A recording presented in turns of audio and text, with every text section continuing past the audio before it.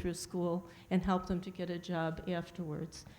Education changes not only the student's life, it also changes the family, and it changes the community. And together we can do that.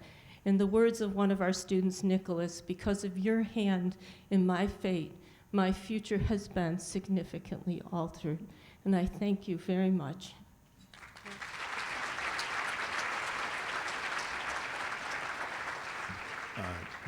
Never a good idea to get a mic to a SOP. That's son of a preacher. But I'd just like to take this opportunity to thank the district for trusting On Point and partnering with them to help students make this transition, this seamless transition into higher education. It's because of your belief in us and the hard work of the young people that we're able to stand here today and accept this award, and we thank you for it.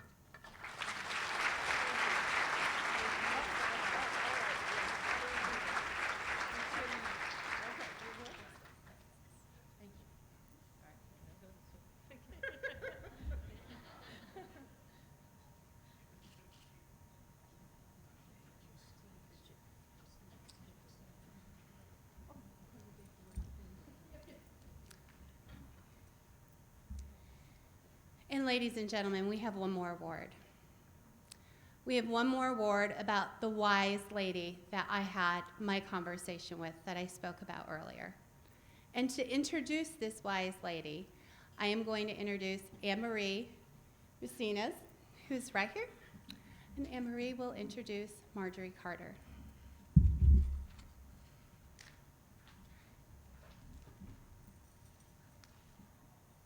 Thank you, Margie. Got my glasses. It is my pleasure and my honor to introduce Marjorie Day Carter, a true treasure to the Syracuse City School District and the entire Syracuse community. Marge is the epitome of a teacher, a leader, a colleague, an activist, and a friend. You've already read a little bit about her and heard a little bit about her from speakers this morning. But I'm just going to tell you a little bit more, just a couple of minutes, because we want to get to her, because I'm just her warm-up, she is the act. Marge and I have actually shared very similar paths and experiences in our careers. We are both products of the Syracuse City Schools, although Marge went to Central, I went to Henninger. We're both alumni of the SUNY system. Marge chose Cortland, I chose Fredonia. Cortland was just too close. And we both spent our careers as teachers in Syracuse, working first with children, later with adults, through professional development. And we both represented our colleagues as the president of the Syracuse Teachers Association. In fact, Marge was the president of the association when I began my teaching career. Today, we remain connected as Sisters of Delta Kappa Gamma Society International and its Beta Kappa chapter. It is through connections that we have shared and the sisterhood of DKG that I look to Marge as a mentor and an inspiration. Her path to becoming a teacher began in 6th grade at Madison School. She wanted to bring the love of learning and life to others, as her teacher did for her. While many of her relatives at the time cautioned Marge's parents that she might not be able to be accepted at college or to become a teacher, Marge's parents continued to support her goals and her dreams. She was accepted at Cortland and was hired a month before graduating to begin teaching in the Syracuse City Schools that following September. She was one of 33 teachers hired that year and was the first teacher of color for the district. And so her stellar career began, moving quickly to become a teacher leader and an advocate for children and adults.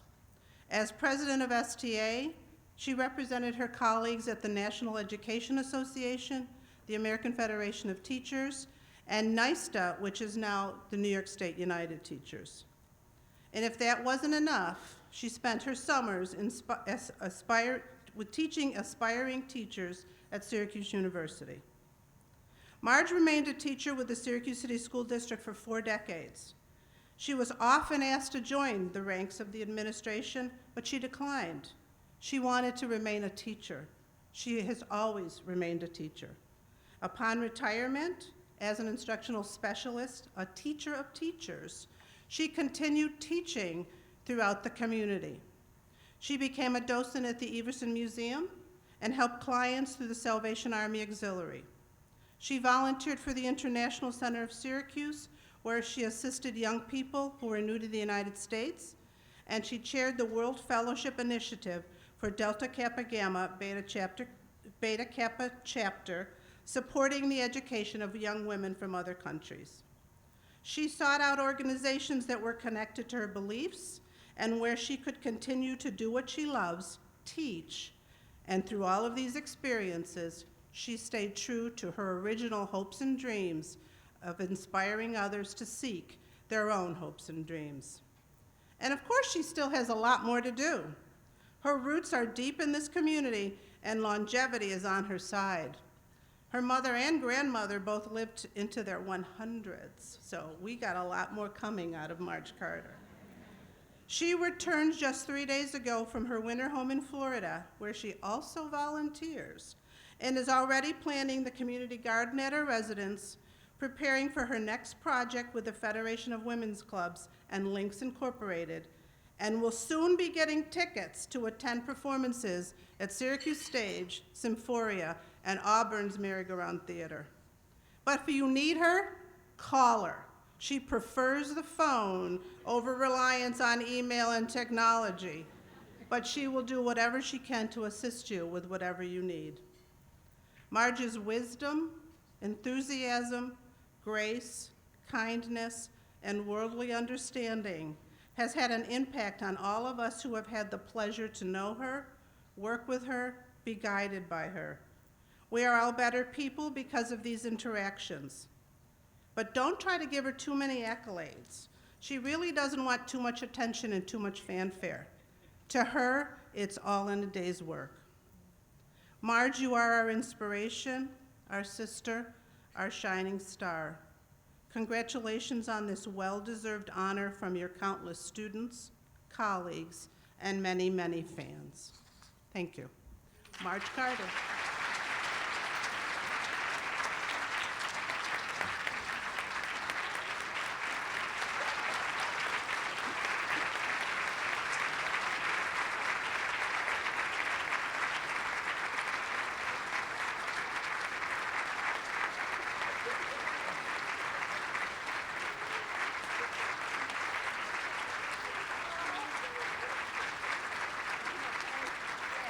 But I'm not Marge.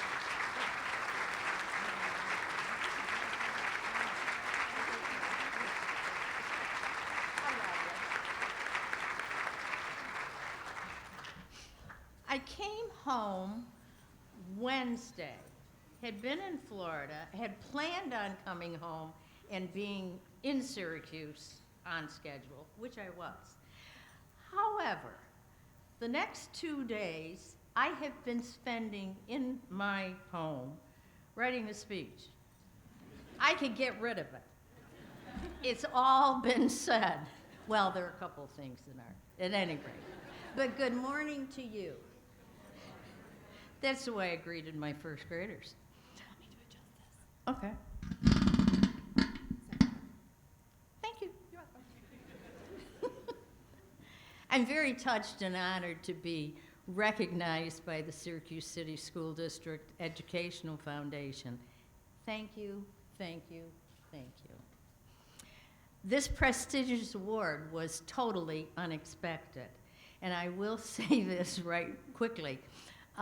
In January, I received a letter from Marjorie, the other Marjorie, and informing me that I was the recipient. And I immediately called her on the phone and said, I can't be there. There was silence on the other end. And I think Marjorie has maybe 1 or 2 gray hairs because, oh, what are we doing now? I had a prior commitment, and so that I was going to keep, and it was with the Federation of Women's Clubs on the district level. And we had planned this back in October. At any rate, back and forth, and I won't fill you in with all of that stuff, but at any rate, I let it go.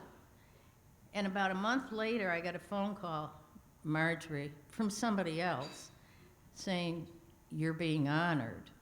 And that was the tone of voice, and I thought, oh, now what? At that point, I said, yeah, and that's as far as I got. She said, the meeting you were planning on attending has been changed. It's going to be the following week, so we can come to you to honor you. So what do you do? At any rate, I'm here. I'm glad to be home. I will tell you that Wednesday and Thursday we had sunshine. I brought it. Now, you didn't do anything with it. Just wanted to let you know. I want to congratulate all of the awardees for your fabulous programs. Just keep going and keep those programs going. And I will get to it in a minute, but on Thursday morning, the paper came. In Florida, we get a paper every morning. I happened to look at my horoscope. I don't usually. I'm a Leo. And if anybody that knows a Leo, you know. At any rate, this is what it said. Show off a little. It's in your best interest to let others know what you're capable of doing. Don't be shy when it comes to taking charge and being responsible. Well, that last sentence doesn't really go along, because I just, as a Leo or just being me, I do take charge. Ask anybody that knows me. Most of my speech I'm going to just skip because you've either read it or heard it. As far as being wise, I do want to say that I will credit my 4 years at Cortland for that. Although I was the first one on campus for 3 years, the following year, during my senior year, there was another freshman who was of color. So I guess I started being a role model then. I didn't realize it, but that's what happened. And I will credit Cortland for being just the wonderful school it continues to be. And that I'm very proud to be a product of that and remember it always. And by the way, I joined a sorority my first year at Cortland. And now, today, that sorority has established a scholarship in my name, and it's for urban teachers. I insisted on the word urban being in there.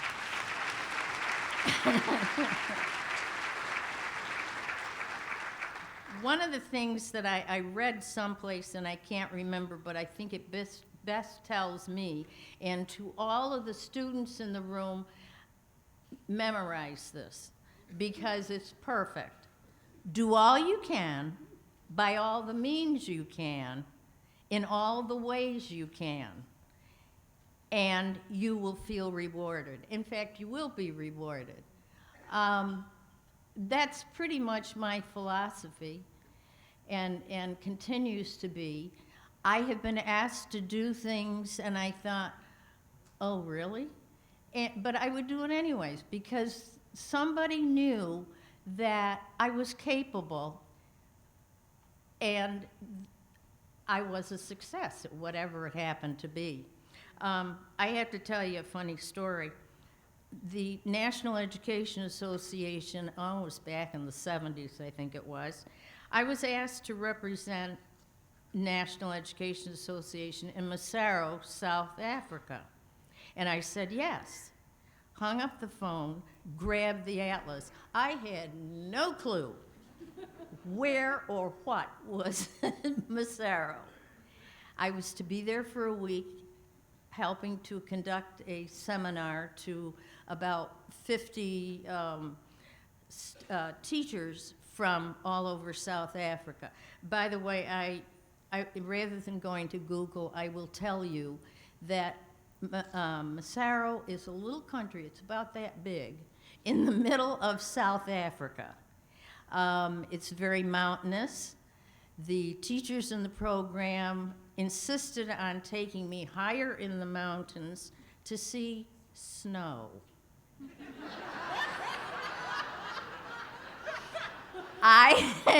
And I said, no, I really don't need to do that. Well, they insisted that I go and see snow. And there had been a thaw, so the only snow I saw was in the ditches along the roadside. And I want to tell you another interesting story about one of the teachers. We were going for lunch in the hotel in downtown, and got on the elevator, and one of the teachers, a man, got on with us. We got up to the second level where the lunch was, and got off the elevator, and he said to me, "What was that we were in? What was that box? Why were we in that box?" And I couldn't imagine for a moment. Can you think what it was? He'd never seen an elevator before. He didn't know what an elevator was. He was a teacher of a small school high in the mountains in Lesotho, outside of Massaro. But he had no clue, and I just thought that was just very interesting, and I've always remembered that story. And I also went to China. I was representing, again, teachers in China when several months after Richard Nixon had negotiated with Mao Zedong to get Americans into China. We visited the schools. There were about 15 of us, all representing all levels of teachers. High school, college, there were administrators in the group, and it was really a very interesting 3 weeks, and we were guests of the government, but we were talking to them about the things that we as teachers do here, working with students on whatever level they are on. They weren't doing that.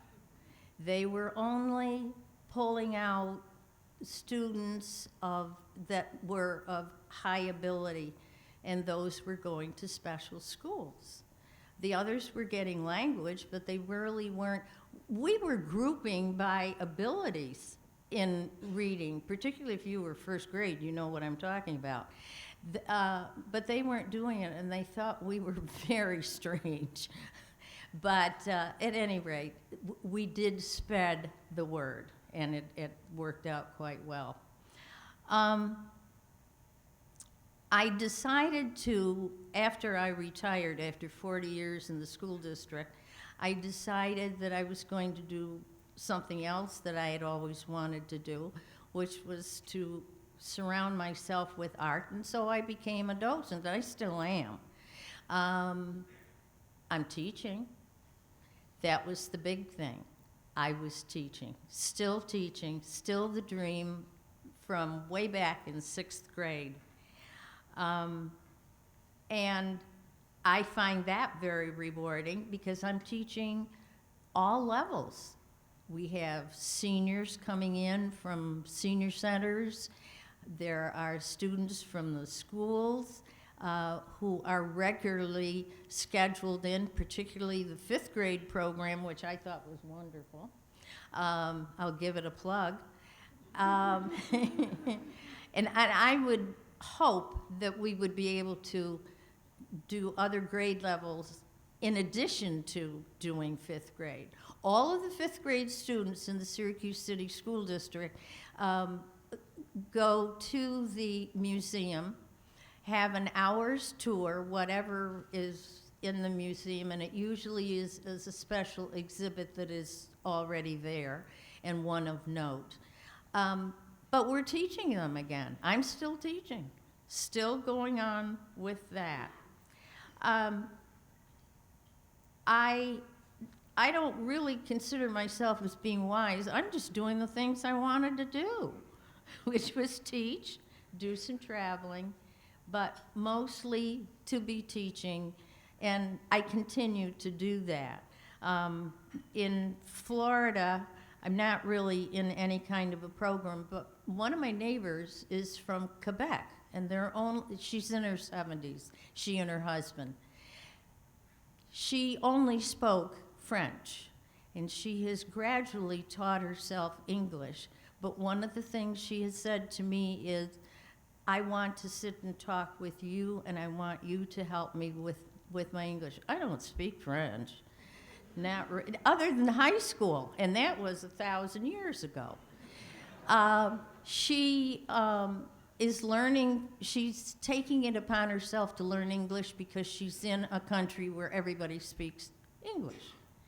She takes classes, and when we talk once in a while, and I don't realize it, or we don't realize when we're talking, that someone may not understand what we're saying. And I don't mean because it's English, but we have little idioms that we don't think about. And so, as a result, she has a dictionary, and I will say something to her. No, a notebook. She has a notebook. Out comes the notebook, out comes the pen. She writes down the word. She writes it in English, and she said, I'm going to look it up. She has 6 dictionaries of all sorts and types. I'm still teaching. And she enjoys it, and I enjoy both of them. Her husband speaks English. He was a businessman and traveled between the United States and Canada, but she had not. So once a teacher, always a teacher. And I have a little quote. I'm not going to go any further. I have a little quote for you, and this is from Maya Angelou. It's not original with me. I try to see each day as a celebration. Every day I awaken, I am grateful. My intent to be totally present in that day and laugh as much as possible. And I would also add on to that and say, if you can't laugh that day, at least smile most of the day. So I will leave you with that, and again, thank you. It's wonderful seeing a group hug here. I'm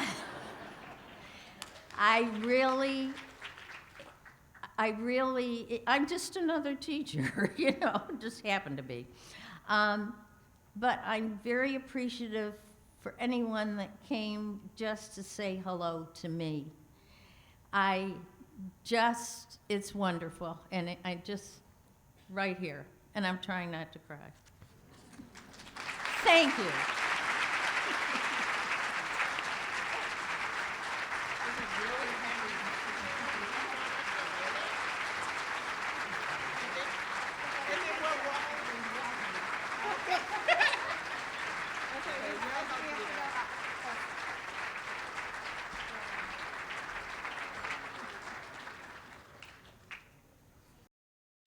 I'm shy, you realize. One thing I will say to you is, they were saying to me, do you want us to hold this, because this is heavy? And I said, I've been handling luggage this week.